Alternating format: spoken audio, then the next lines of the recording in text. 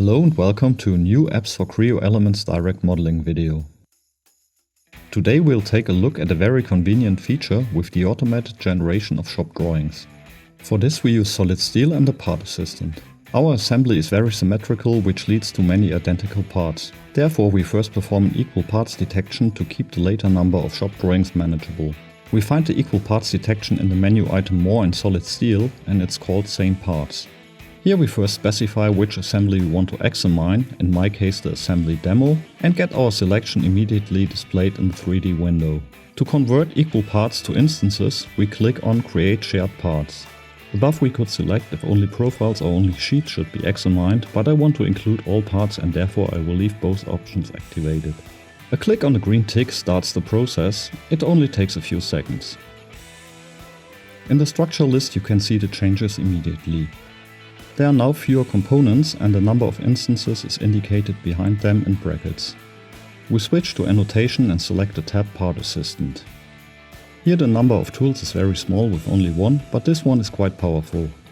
A click on Create Drawing opens the appropriate menu and we can do the basic settings.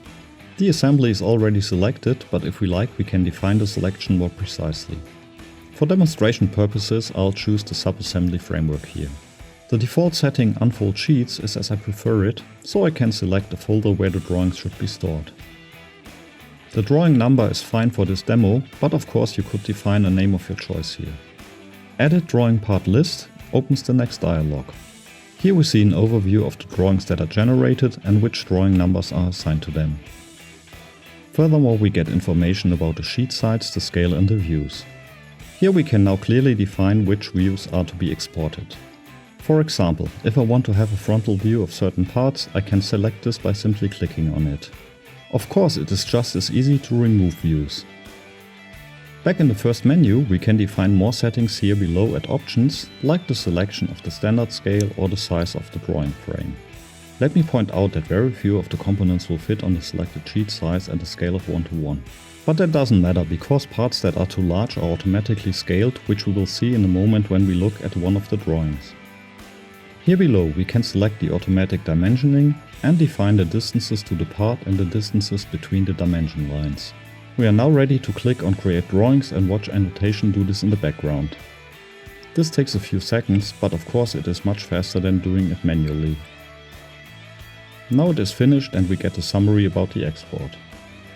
We can close the menu and have a look at one of the drawings. In the folder selected for saving, we see all the generated drawings, and I think this beam with its machining is a good example. As already mentioned, such a beam is of course too big for the scale 1:1, so the scale was automatically changed to 1:10, which is also displayed here below. All previously selected views are on the sheet, including the automatic dimensioning for the beam in general, but also for the boreholes and notches.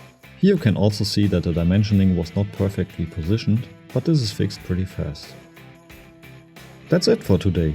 Thanks for watching, and if you enjoyed the video, feel free to show it with a like or by subscribing to the channel. You can find more information on our website or in the other videos. See you next time.